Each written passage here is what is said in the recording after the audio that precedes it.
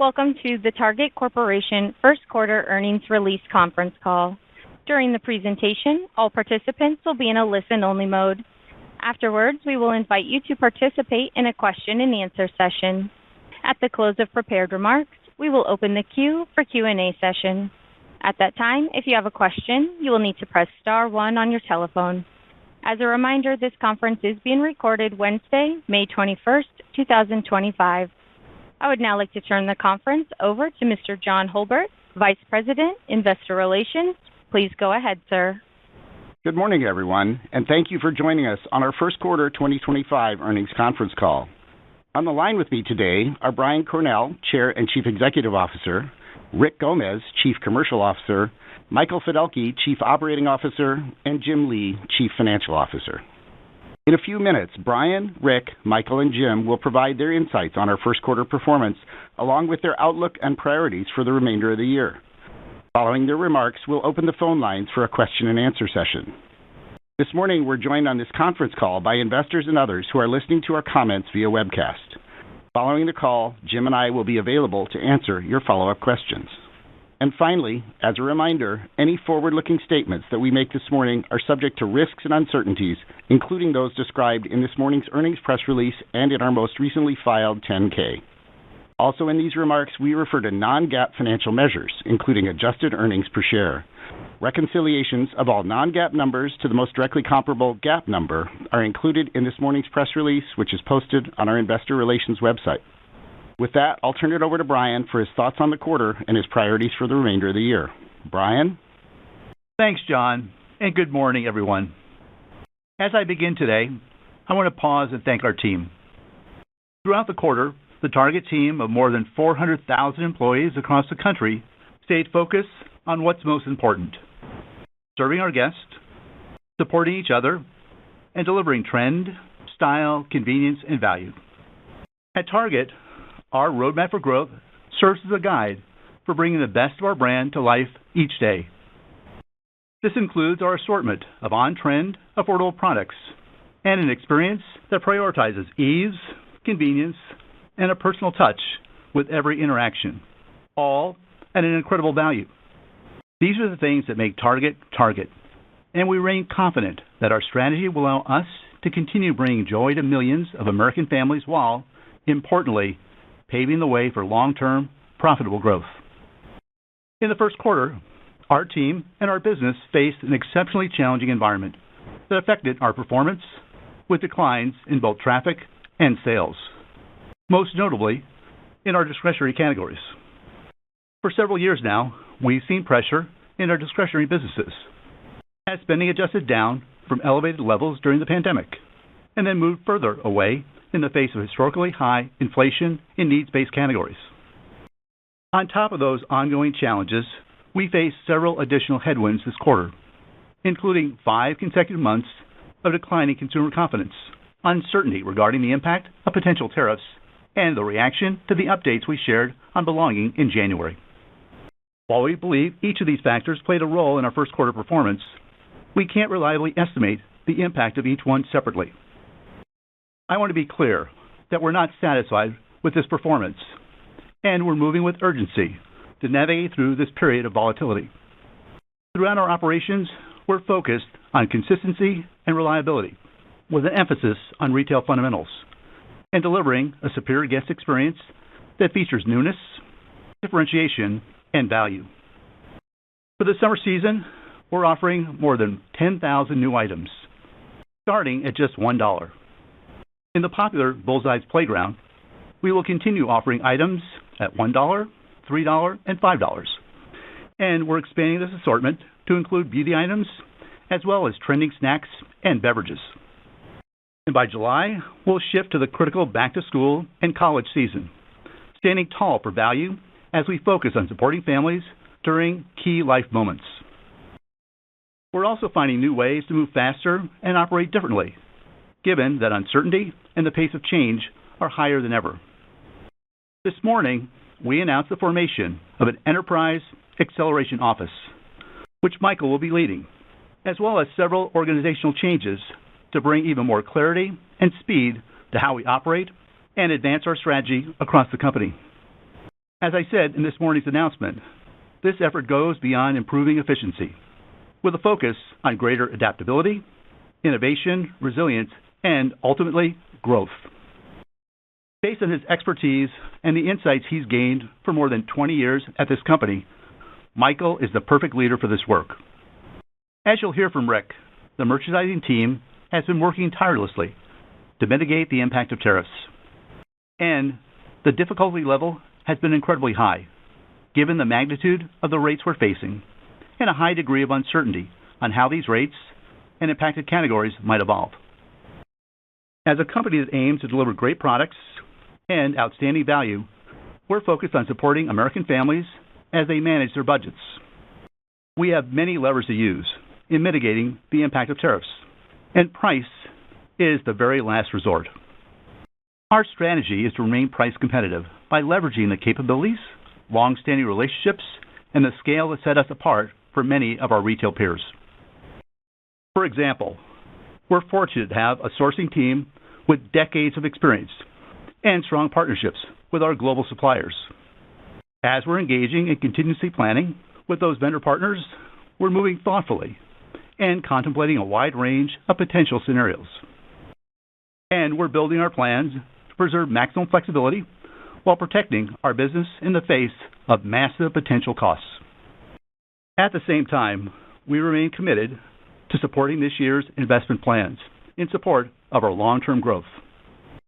These investments include an outstanding pipeline of new stores, ongoing remodels of existing locations, and robust investments in technology and our supply chain. Because of this company's long history of disciplined financial management, we have a strong balance sheet and ample cash that will allow us to navigate through these near-term challenges as we continue to invest in making us even stronger over time. In planning for the remainder of the year, we believe it's prudent to expect that current top-line pressures will continue in the near term. However, the results in the quarter provided several key insights that reinforce our confidence in the underlying strength of our business and Target's continued relevance with American consumers.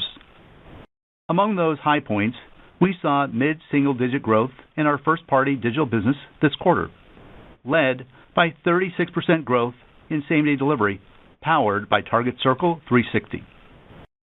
We also saw continued healthy growth in Drive Up, which now accounts for nearly half of our total digital sales. And of course, beyond the direct benefits of rising digital sales, they also fuel the growth of profitable services like Rondell, our retail ad business, and Target Plus, our third-party digital marketplace, both of which saw double-digit growth in Q1. Target's strength has been and will always be our products, partnerships, and incredible value. Especially today, as consumers feel increased pressure, we aim to deliver everyday discovery and delight. This connection between Target and our guests came through during key seasonal moments in the first quarter, including both the Valentine's Day and Easter holidays. In addition, we were pleased with the guest response to our most recent Target Circle Week, as we offered compelling promotions across multiple categories. And of course, we were really pleased with the success of our limited-time design partnership with Kate Spade. Target has long been famous for these programs, and sales results from the Kate Spade partnership were the strongest we've seen in a decade. This highlights the power of the Target brand, our continued style authority, and our best-in-class design and sourcing capabilities, which come together to deliver a singular combination of fashion, quality, and price. Progress on inventory shrink was another bright spot in the quarter, as rates continue to moderate from extreme levels we encountered in 2022 and 2023. And as Michael will highlight later, we're pleased with the performance of the long-term investments we're making in our business, including the return on our investments from new locations and the boost in traffic and sales from our store remodeling projects. In a period of volatility and rapid change, we are absolutely focused on what we do best, providing the best retail experience for nearly 2,000 communities we're proud to serve. We're a company that aims to bring joy to everyone, every day, and we're proud to be one of the largest employers in the United States. We believe in creating opportunity for all and developing talent to fuel our business, which includes pathways for promotions, industry-leading pay and benefits, and outstanding education and training. We provide tuition assistance through our Dream to Be program, with more than 30,000 team members enrolling in the program since its launch in 2023. Simply put, what we do wouldn't be possible without the incredible Target team. Making meaningful connections within our communities is also part of being a great retailer, and we take our commitment to serving the communities in which we operate seriously. Our team volunteers 1 million hours a year with local organizations, and we will continue, as we have for more than 60 years, to donate 5% of our profits back to the community. And of course, we continue to work with a large and diverse base of vendors and suppliers, ranging from big national brands to a host of small emerging brands who help us to offer the one-of-a-kind assortment our guests expect from us. Every day, in everything we do, we will continue to be anchored in the belief that creating an environment where people feel included, supported, and respected makes us a stronger company. It helps us build and support our talented team, serve millions of guests in all 50 states, and be a valued partner in the communities we serve. As I get ready to turn the call over to Rick, I want to pause and thank our team once again. I'm proud of their resilience and long-term focus. I'm confident we're taking the right steps to accelerate our progress, deliver more of what our guests love, and to usher in the next chapter of Target's growth story. With that, I'll turn the call over to Rick. Thanks, Brian, and good morning, everyone. As Brian shared, our team had to navigate through multiple challenges in the first quarter. Despite these challenges, we saw some compelling proof points that our strategy continues to resonate with consumers. As we've shared for multiple quarters, consumers have been choiceful in their buying decisions, and recent declines in consumer confidence have made them even more cautious. They're focused on finding ways to save as they manage their family's budget. However, as we've noted before, consumers are still making discretionary purchases when they find products at the right intersection of style, quality, and value. We saw these themes play out in our first quarter results, where guests focused their spending on seasonal assortments, newness, and compelling promotions. Q1 net sales were down 2.8%, reflecting a decline in traffic as well as a lower average basket. Within our 6 core merchandising categories, there are 35 divisions for which we measure market share. We held or gained share in 15 of those 35 over the trailing 3 months, with strong gains in apparel categories like women's swimwear, performance, and toddler, as well as gains in seasonal merchandise, books, and produce and floral. While we are pleased to see those positive results, our goal is to hold or grow share across the majority of our assortment. As such, we are not satisfied with our first quarter performance, and we are laser focused on improving these trends over time. Target has long been known as the go-to place for key moments, including holidays, the turning of the seasons, and other celebrations. In the first quarter, top-line trends got meaningfully stronger around Valentine's Day and Easter. In addition, as weather has warmed up across the country, we are seeing momentum in categories like outdoor toys, pool accessories, and summer food and beverage items. And of course, beyond seasonal moments, we also create unique to Target collaborations, like our latest design partnership, Kate Spade for Target. Target pioneered the idea of making fashion affordable for all. And though we've been doing this for decades, our guests still love and eagerly await these collaborations. As Brian shared, the Kate Spade collection was the most successful limited-time partnership we have had in more than a decade, reinforcing Target's style authority and our ability to work with the most sought-after designers. It also showed that newness and style at irresistible price points can drive demand in otherwise soft discretionary categories. This is something we'll continue to lean into going forward. But consumers aren't just seeking newness and value during seasonal moments. They want and expect it every day. For example, in toys and sporting goods, our expanded assortment of items priced under $20 is performing well, as we look to help families find even more affordable joy at Target. And in apparel, we saw strength in categories like women's swim, where new own brand offerings at competitive price points beginning at just $12 provide the style and affordability consumers are looking for. Another way we deliver newness and value is through our Target Plus marketplace, where we have set ambitious goals to grow GMV to $5 billion by 2030 by offering even more brands and products guests want and expect from Target. We're looking to achieve this across all our core categories, with particular focus on home and apparel, where breadth of assortment matters most to consumers. This quarter alone, we grew Target Plus GMV by more than 20%, adding hundreds of new partners to the platform, driving traffic, and increasing conversion online. Another way we deliver value to our guests is through Target Circle, and they responded enthusiastically to our recent Target Circle Week, which offered compelling promotions on great products.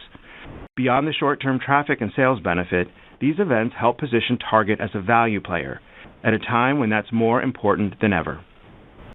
Before turning to our plans for Q2, I want to pause and re-emphasize that while we are encouraged by these bright spots, our overall results are not delivering at the level we want.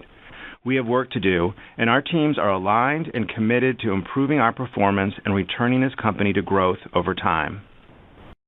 Looking ahead to the second quarter and beyond, a key focus will be navigating the ever-changing tariff landscape as we work to deliver on our business goals while doing what we do best, providing outstanding product at incredible prices.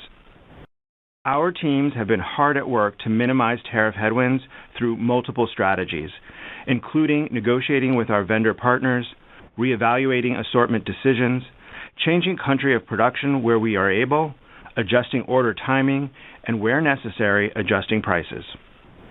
We're building these plans with a premium on flexibility, allowing our team to read and react to changing tariff impacts and consumer trends as we navigate through the uncertainty. All in, these efforts are expected to offset the vast majority of the incremental tariff exposure, thanks to the incredible work of our team. But even as we plan for these current pressures to continue, we're also placing smart bets in key areas, focused on the latest styles, trends, and cultural moments. Given our strong affinity with the Nintendo brand, we're excited for this summer's arrival of the Nintendo Switch 2. We're one of the top retailers in the U.S. for this launch and can't wait to bring joy to families with this highly anticipated release. Given our brand purpose to help all families discover the joy of everyday life, throughout the summer season, we'll be leaning in, offering style-forward, mix-and-match, red, white, and blue outfit options for the whole family, and more than 10,000 new summer items starting at just $1, and most of the assortment under $20. And by the end of the second quarter, the focus shifts to the return-to-school routines. With back-to-school and college representing the second biggest season of the year, we're planning to deliver our unique mix of style and affordability. In our back-to-school assortment, we're standing tall for value, ensuring every student gets the supplies they need for a successful school year. And for our college-bound guests, we're creating an easy-to-shop assortment of on-trend, affordable, mix-and-match items to personalize their dorm rooms. Finally, as we focus on building engagement with new and existing Target Circle 360 members, we're implementing changes to make same-day delivery even more affordable through an industry-leading offering. As you know, for items delivered same day from Target, we've never marked up prices, and now we're extending that policy for all other retailers on the platform. Beginning this week, we've introduced no price markups on same-day delivery for the more than 100 retailers available on Shipp's marketplace. Many membership programs provide access to only one retailer, and others offer deliveries from multiple retailers but charge additional fees. With Target Circle 360, members get unlimited same-day delivery with a personal shopper and access to Shipp's marketplace of more than 100 other retailers like Petco, CVS, Lowe's, Popular Grocers, and more. Before I turn things over to Michael, I want to acknowledge just how hard the Target team works to serve our guests, to care for each other, and to bring the Target brand to life. You truly are the best team in retail, and I particularly want to say thank you for your tireless efforts to navigate the complexities and the challenges of the current environment. Thank you for all you do for Target and for the millions of families we are proud to serve. With that, I'll turn the call over to Michael. Thanks, Rick. I'd like to start this morning where Rick left off, with a huge thank you to our team. From our sourcing offices overseas, to the teams in our stores and supply chain facilities, and everyone at our headquarters. The current environment is incredibly challenging, and you all continue to navigate it with determination, agility, and an unwavering focus on serving our guests. Thank you for all that you do every day. Despite the challenges currently facing our business, our teams are making meaningful progress against the priorities we laid out at our recent financial community meeting, including improved in-stocks and inventory reliability, faster and more efficient digital fulfillment, continued investments in both the in-store and digital shopping experience, and bringing the best of Target to more communities. First, regarding inventory reliability, we remain focused on improving overall in-stock levels, with a particular focus on top-selling items and peak shopping periods. And while there's still work to do, we're making real progress. In virtually every way we measure inventory availability, from the overall purchasability of our total assortment to the in-stock position on key items, we've seen improvement year over year, building on the increases we've delivered for well over a year now. And thanks to the many efforts of our team, we've continued to make very compelling progress on inventory shrink, with far better results earlier in the year than we expected, helping to improve our inventory reliability as well as our profitability. One additional note on inventory, which was up 11% over last year. Given slower than expected sales, we are taking actions to right-size inventory, which puts some profit pressure on the business in Q1 and will likely lead to some incremental markdowns and receipt adjustment costs in the second quarter as well. We believe these actions in the first half of this year will rebalance inventory well heading into the back half. Jim will share more on this shortly. Beyond inventory reliability, we also want to ensure that when our guests place digital orders, they are fulfilled quickly and efficiently. So I'm pleased that in Q1, our average click-to-deliver speed was nearly 20% faster compared to last year, one of many factors contributing to our strong digital growth. And, of course, when guests are focused on speed, our same-day services rise to the occasion, one of many reasons they grew another 5% over last year in the first quarter. Altogether, with continued growth of our same-day services and the expansion of next-day shipping availability across the country, we fulfilled more than 70% of all Q1 digital orders within a day, a strong base for us to build upon. One of the ways we're increasing shipping speed is by utilizing Ship's network of independent drivers to deliver packages from sortation centers and, in some cases, directly from stores. In Q1, Shipped drivers fulfilled 24% more packages year over year, speeding up delivery and reducing costs at the same time. We see a lot of room to continue increasing the adoption of services like drive-up and same-day delivery, while we also expand next-day shipping to more and more guests over time. Among our same-day services, we're seeing the most rapid growth in same-day delivery powered by Target Circle 360, which increased by more than 35% this quarter. As guest engagement with this membership service continues to grow, we're continually looking for ways to deliver even greater differentiation and value. So as Rick shared earlier, we're excited about our latest benefit for Target Circle 360 members. No markups on same-day delivery orders from Target, and now the more than 100 retailers included on Ship's marketplace. And we know that the ability to get free deliveries from multiple retailers is valuable to our members. Here's one way to think about it. When we choose where to open physical stores, we're intentional about selecting locations that are convenient for our guests and situated near other prominent retailers. This strategic placement not only increases visibility, but also drives relevance and foot traffic by aligning our brand with familiar and complementary shopping destinations. We apply the same philosophy to Target Circle 360. By offering same-day delivery from a wide variety of retailers through Ship's marketplace, we create a digital environment that mirrors the high-traffic, high-relevance experience of a bustling retail center. This proximity, whether physical or virtual, enhances discovery, encourages cross-shopping, and builds affinity and relevance for the Target brand. And of course, we continue to invest in our physical stores, opening new locations and updating existing ones, not just to bring our latest strategies and ideas to life, but also to support the continued expansion of our digital business. Now, we often get questions about how we allocate investments between our stores and our supply chain facilities. And while we do invest in both types of assets separately, it's important to note that an investment in our stores is also an investment in our supply chain due to our unique stores as hubs model. This model works because of our differentiated assortment strategy and our proximity to consumers, allowing our stores to play a dual role, serving as an inspiring shopping destination and as the primary source for fulfilling online orders. As a result, in the first quarter, 96% of our net sales volume was fulfilled by our stores. This past quarter, we added 3 new store locations around the country, and we're on track to open around 20 for the year.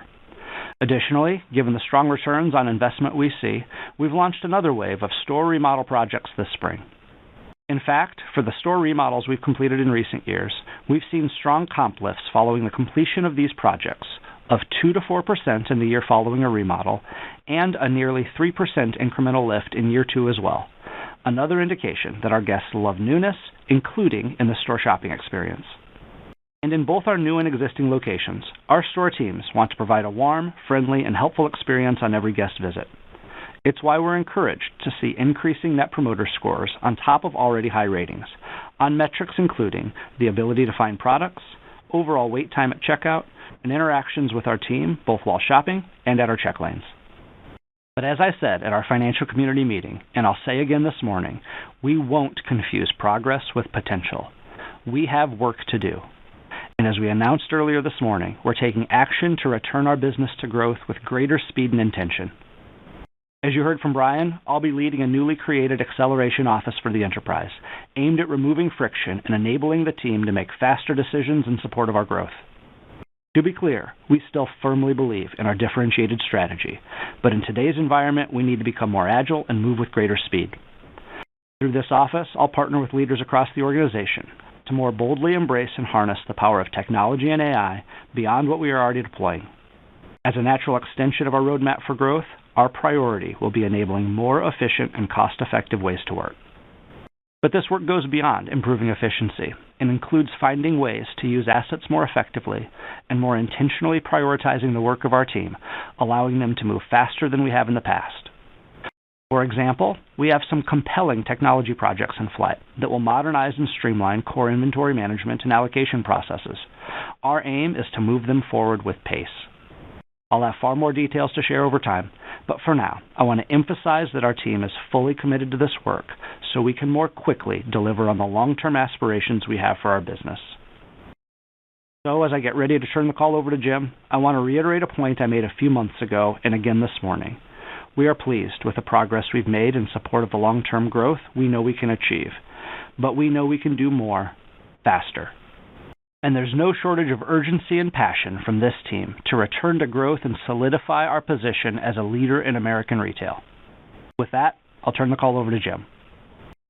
Thanks, Michael. As Brian mentioned earlier, we faced several sources of pressure on the top line this quarter. Sales declined 2.8%, as a comparable sales decline of 3.8% was partially offset by the benefit of new store sales and double-digit growth in non-merchandise sales. Among the drivers of our comp sales, traffic declined 2.4%, while average ticket was down 1.4%. First quarter GAAP EPS was $2.27 and included 97 cents of benefit from the favorable resolution of interchange fee litigation, for which we were the plaintiff. Adjusted EPS, which excludes that 97-cent benefit, was $1.30 compared to $2.03 last year. On the gross margin line, our Q1 rate of 28.2% was about 60 basis points lower than last year, reflecting about a point of pressure in merchandising, driven primarily by higher markdowns, along with about 80 basis points of pressure from digital fulfillment and supply chain, partially offset by about 120 basis points of favorability from lower inventory shrink. On the SG&A line, our reported rate of 19.3% was about 170 basis points lower than last year, as the gains from the litigation settlements were recognized on this line. Excluding those gains, our underlying first quarter SG&A rate was 21.7%, about 70 basis points higher than last year, as pressure from sales deleverage and continued team investments were partially offset by the benefit of our cost improvement efforts. I want to pause and acknowledge the team's disciplined focus on productivity, as underlying SG&A expenses, excluding the gains from litigation, grew less than 1% compared with last year, even as we continued investing in team member pay and benefits. Our first quarter D&A rate of 2.7% was about 20 basis points higher than a year ago, reflecting a year-over-year increase in depreciation on capital projects as we ramp up activity from last year's pace. Altogether, our Q1 operating margin rate was 6.2%, including about 250 basis points of benefit from the legal settlements. Turning now to capital deployment, our priorities remain the same as they've been for decades. Our first priority is to invest fully in our business in projects that meet our strategic and financial criteria. Second, we look to support the dividend and increase it annually. And third, we deploy any excess cash for share repurchases within the limits of our middle-A credit ratings. CapEx in the first quarter was $790 million, and based on updated estimates of project timing, we're now expecting our full-year CapEx will be near the lower end of the $4 to $5 billion range we laid out for the year. Regarding the second priority, we paid $510 million in dividends in the first quarter and will recommend that the board authorize a small increase in the quarterly dividend later this year. And finally, we deployed about $250 million for share repurchase in the first quarter, retiring 2.2 million of our shares. However, with increasing uncertainty regarding the magnitude and timing of potential tariffs, we did not repurchase any shares in April. Recent news of moderating tariff rates has been very encouraging and may open the door for additional repurchase activity later in the year. Of course, the magnitude and timing of repurchases will be governed by our long-held capital priorities and ratings goals. As we look ahead, we remain confident in the underlying health of our business and our strategy, and we have a clear plan for navigating through this challenging environment. When we provided our initial guidance back in March, we said that we expected disproportionate pressure in the first half of the year, most notably in the first quarter. More specifically, we said that we expected to see Q1 pressure from team member investments, healthcare, general liability, and startup costs from our capital investments. Together, these items accounted for about 50 cents of year-over-year pressure on our first quarter adjusted EPS. In addition, we faced pressure from lower than expected sales, which resulted in higher than expected markdowns. Offsetting these pressures were significant savings from lower inventory shrink and the benefit of cost efficiency and productivity efforts on the SG&A line. We expect many of those Q1 themes to persist in the second quarter, with headwinds including continued sales pressure, tariff impacts, and some additional costs to adjust inventory and receipts, with continued benefits from lower shrink and productivity gains. In the back half of the year, we will be lapping easier comparisons from 2024 and expect to have inventory and receipt adjustment costs behind us. For the full year, we believe it's prudent to plan for a low single-digit decline in our sales, in line with our first quarter performance. Based on these lower expected sales, we anticipate downward pressure on profitability with meaningful offsets from lower shrink and cost initiatives. Altogether, we've updated our adjusted EPS guidance to an expected range of about $7 to $9 for the full year. This wider range reflects the expected impact of tariffs and heightened uncertainty regarding the economy and consumer spending. In terms of GAAP EPS, our updated range is about $1 higher, from $8 to $10, due to gains we recognize from the litigation settlements. Importantly, our updated full-year adjusted EPS range includes a number of near-term costs that we don't expect to repeat in future years, including actions in response to tariff announcements and inventory and receipt adjustment costs on softer-than-expected sales. The expected impact of these headwinds is similar in magnitude to the offsetting GAAP EPS benefit from the litigation settlements. As such, we believe this year's expected GAAP EPS range is a better reflection of the ongoing profitability of our business. In the near term, given the challenges we're facing, we're managing the business with two overarching priorities for the year. The first is to ensure that we deliver solid performance in 2025, with shrink and productivity improvements offsetting the impact of softer-than-expected sales, while best positioning our business for meaningfully better results in 2026 and beyond. We'll do this by focusing on the appropriate growth drivers, managing our costs to match the pace of sales, and ensuring we exit 2025 in a healthy position in terms of profit margins and inventory levels. The other priority is to continue investing in our business, including in our stores, distribution centers, and in technology, including AI, to ensure we're positioned to deliver the long-term profitable growth we know our business can deliver over time. I want to join the other speakers this morning in thanking our team, both for their commitment to serving our guests and their disciplined focus on productivity and efficiency in a highly challenging environment. I also want to reiterate some of the bright spots you've heard about this morning, including digital growth of around 5%, led by 36% growth in same-day delivery, encouraging performance during seasonal moments like Valentine's Day, Easter, and most recently Mother's Day, holding or gaining share in just under half of the categories we track, the best performance of a designer partnership in a decade, and continued strong returns on our investments in new stores, remodels, and technology. We're looking to build on these bright spots in the quarters and years ahead while increasing our speed and agility under Michael's leadership of the Acceleration Office. And while a volatile trade environment will likely remain a challenge for a while longer, we're fortunate to have a strong and experienced global sourcing team and a healthy balance sheet that will allow us to weather significant volatility and continue to invest in our business, while others in a weaker position may struggle. We're confident that if we continue to focus on the long game, we will benefit from meaningful growth and market share opportunities in the years ahead. Now I'll turn the call back over to Brian for some closing remarks. Thanks, Jim. Before we turn to your questions, I want to emphasize a few things you've heard from us today. First, while we're not satisfied with our current performance, we are confident in our strategy and our ability to deliver long-term profitable growth.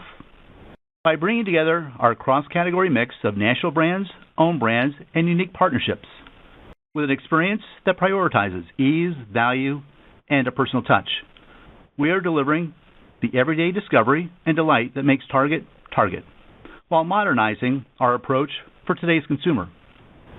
Just as we leaned into our competitive strengths to build the industry-leading fulfillment model we have today, one that continues to drive strong digital sales and growth in same-day services like Drive Up and same-day delivery powered by Target Circle 360. We are leaning into those same strengths to further differentiate our assortment and experiences with investments in Target Circle, Rondell, Target Plus, and more. Which leads me to my second point. We are committed to delivering on our strategic priorities faster. With the Enterprise Acceleration Office, we're changing how we operate to create the conditions for our team to advance our priorities more quickly and remain adaptable to the changing landscape for our business. This will not only help us meet the demands of today's environment, but enhance our performance for years to come. And finally, I want to emphasize that Target is well prepared to navigate the near-term challenges of today while continuing to invest in the future.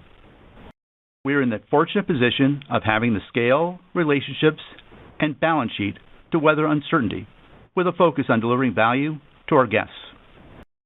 At the same time, we'll keep investing in our stores, supply chain, and technology so that we are well positioned to serve guests both today and over time.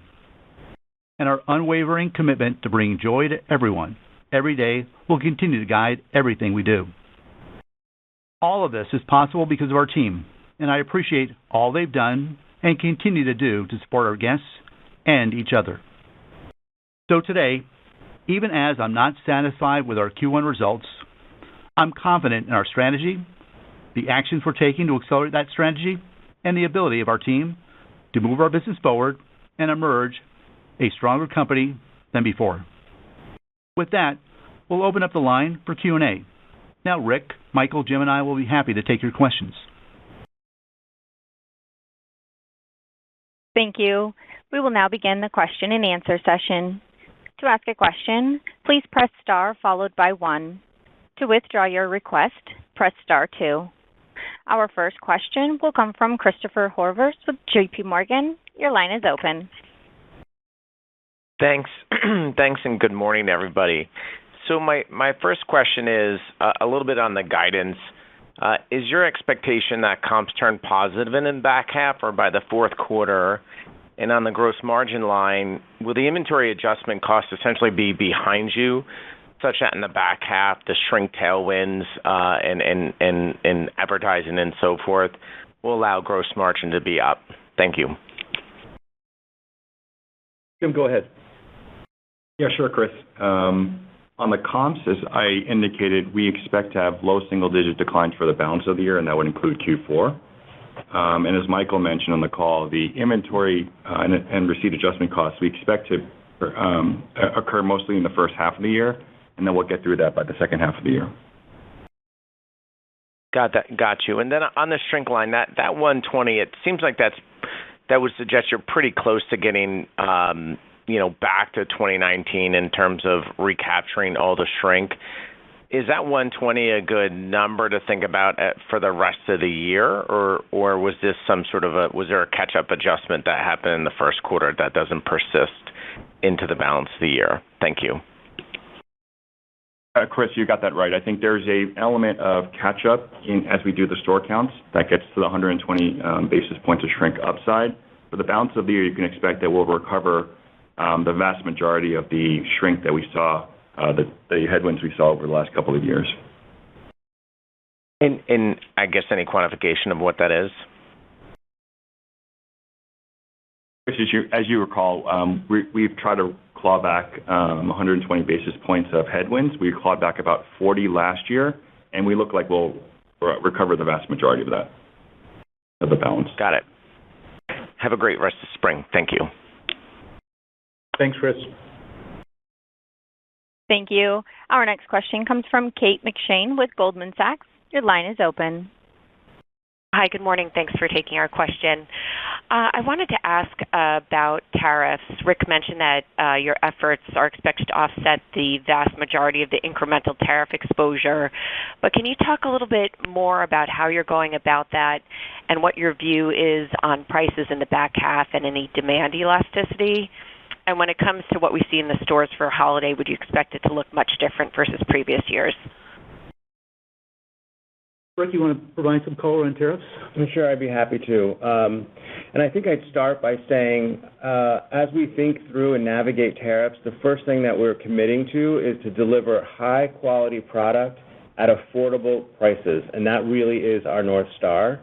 And our teams have been working very hard to offset the vast majority of the tariffs.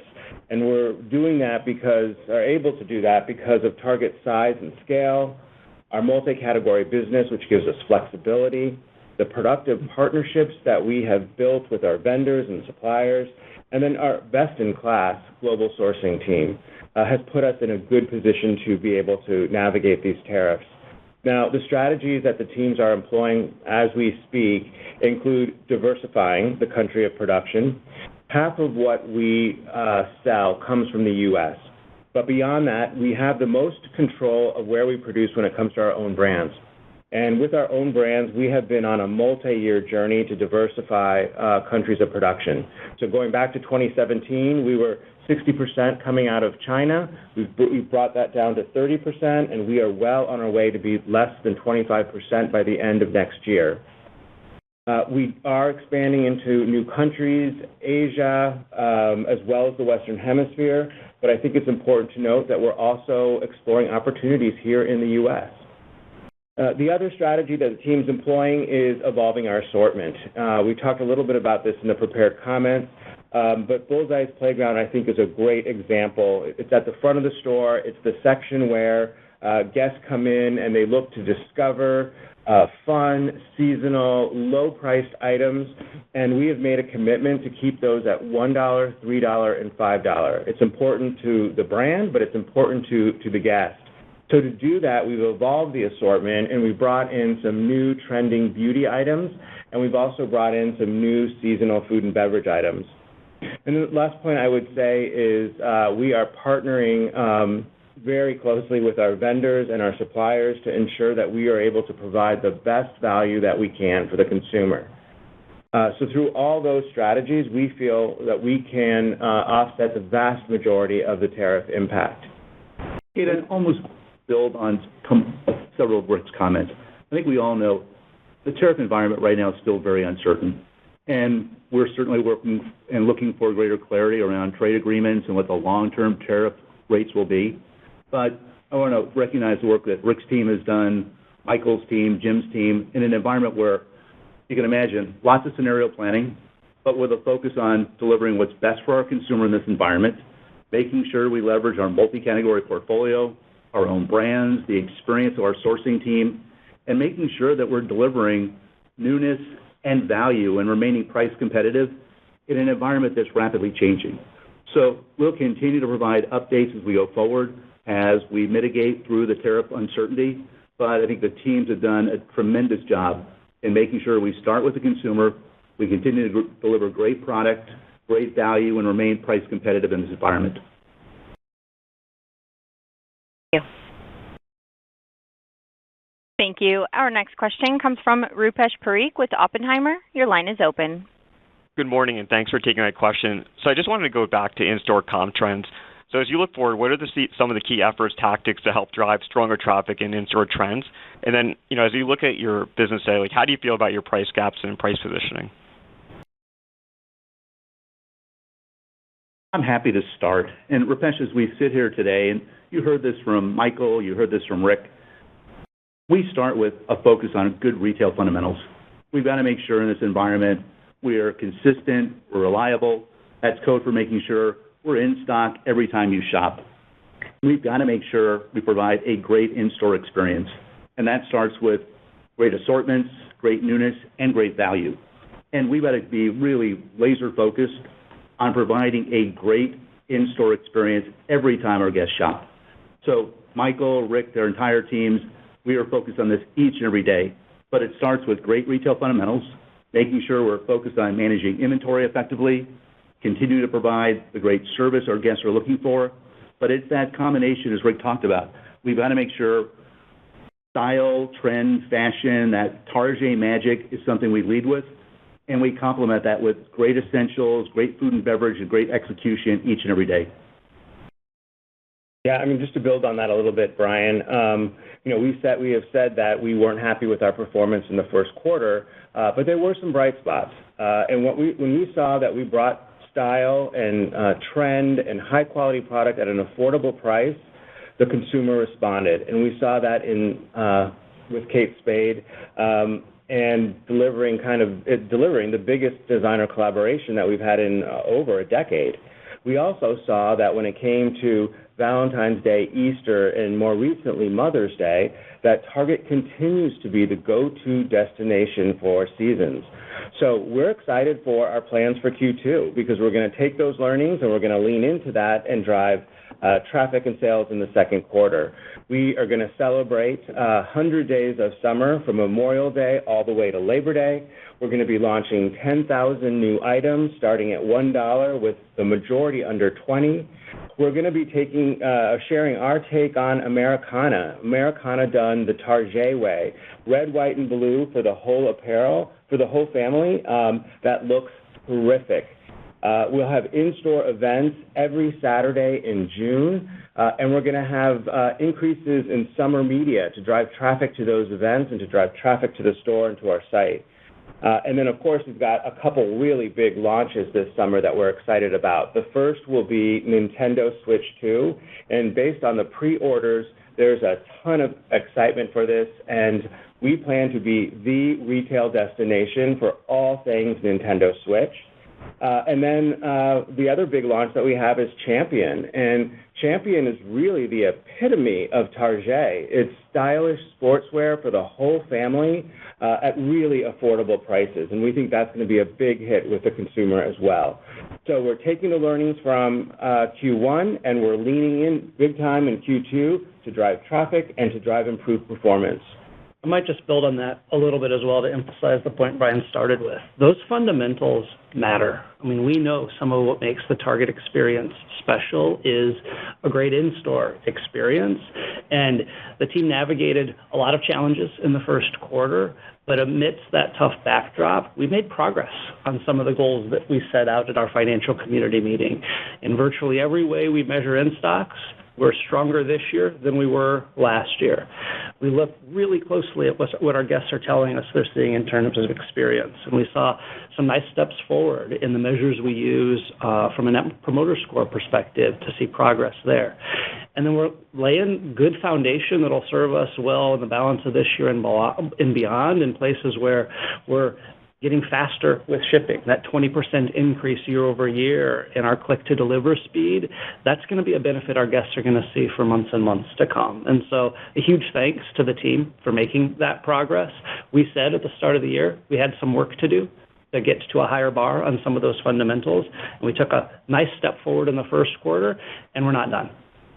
And I think there was part of the question was also price gaps. There's a lot covered in the question, but we want to go back and cover that. And what I would say on price gaps is, first and foremost, we are very committed to delivering value to the guests and to deliver competitive pricing. And we watch competitive pricing very closely, and we watch price gaps. And for now, we are comfortable with where our price gaps are. But I do think it is important to think of value more broadly than just price. And we think about it in a lot of different ways. And one way in particular is with Target Circle 360, is how we deliver value with promotions. And one of the things we're really excited about right now is a new benefit that we're adding to Target Circle 360. Now, we have never had markups for same-day delivery of Target orders. But now we're going to offer no markups for hundreds of retailers on the Shipt platform.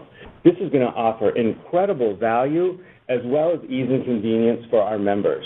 So it's just important to think about value more broadly. We like to think of the Target value as price plus style and ease and convenience. Thank you for all the color. Thank you. Our next question comes from Michael Lasser with UBS. Please go ahead. Good morning. Thank you so much for taking my question.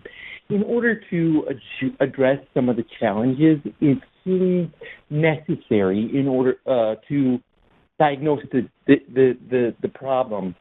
And is it right to characterize that the challenge that Target has experienced in the last few years is that other retailers have caught up and addressed some of the differentiation and qualities that have made Target unique, and as Target has tried to catch up, its execution has become less consistent, and now to try and address these issues, the focus is on improving execution. Is that right, and is it enough? Thank you very much, and then I have a follow-up. Michael, it's a great question, and I think we've talked about that quite a bit this morning. And you've heard Michael talk about it starts with retail fundamentals. We know we've got to be reliable, we've got to be consistent, we've got to make sure we are managing inventory effectively in this environment. We've got to continue to make progress with shrink. Those are fundamentals each and every day that are embedded in our business. Rick's talked about the importance of blending newness with great assortments, bringing that style, that trend, that Target magic forward each and every day. That's part of the value equation we've got to be delivering. We know we've got to continue to invest and accelerate our digital performance. Michael's talked about the additional speed we've added. Rick's talked about the additional benefits we're adding to Target Circle 360. Those are fundamental. We've got to continue to make sure we're investing and growing our retail media business, Target Plus, and embedding technology, Michael, in everything we do. So you know, as I do, retail's a world of fast followers. We've got to continue to set the pace. And those key seasonal moments, those limited time offers, the newness we can bring to our assortment, that's what separates Target from our competition. But each and every day, we've got to be reliable, we've got to be consistent, we've got to make it easy and exciting for our guests to shop. And those are the things we wake up every day focused on. And we know that when we deliver the Target magic, the consumer responds. And if you think about this past quarter, we compete in 35 categories. Of those 35 categories, we gained or held share in 15. So our goal is to do better than that, is to hold or gain share in the majority, but we did hold and gain in 15 categories that cut across both everyday categories like beverages, produce, floral, but also discretionary categories like women's swim, performance, toddler apparel. And the common theme is when we deliver newness at a great value, we see strong performance. So I'll give you some examples that we're really excited about. In our home business, we launched Parachute, which is a DTC brand, a more premium brand. It is doing really well. We just launched new fabric, new colors, new prints in Parachute. It's also doing well. We launched Disney and Marvel collections for Pillow Fort, and again, very positive response from the consumer. So when we can continue to deliver that on-trend, style-forward product at an affordable price, we see the consumer respond, even in some of these discretionary categories which are challenged. So that's what we're going to be leaning into and doing more. And I'll give you one more example because it's a favorite one of mine. Just in time for Mother's Day, we launched Good Little Garden, which is a floral brand. And the business, took off, double-digit growth, $6 bouquets, and we're seeing double-digit growth, and it's continuing well beyond Mother's Day. And that's what we just have to continue to do more of, is bring that Target magic. Yeah. Maybe just to add one more thought there. You heard Brian use the word pace, and just to connect to the acceleration office that we're standing up. The word acceleration is quite intentionally picked. You can hear what powers the strategy, the newness Rick talked about, the fundamentals that Brian and I have talked about. We've got a strategy that's built for growth. We need to move down that path faster and with more pace. And so the work that we'll be doing with the acceleration office, and more to come as we get into that work, will be about streamlining how we operate and fast-tracking critical work in areas like technology that'll help us accelerate with pace down that strategy. Michael, I'll finish with a point that you've heard Rick talk about before, you've heard Cara Sylvester talk about, and I do think it's one of the things that drives differentiation at Target, and always has. And it is that magic mix of great national brands, our very unique own brand portfolio that now exceeds $31 billion, and the fact that we're a destination for those emerging brands that our guests love to discover at Target. Those are areas we'll always lean into. But that magic mix of our national brands, our unique own brands with many billion-dollar brands in our portfolio, and the fact that we're a destination for those new discovery brands, those are things we've got to constantly be focusing on, because that's what separates Target from so many of our competitors. Understood.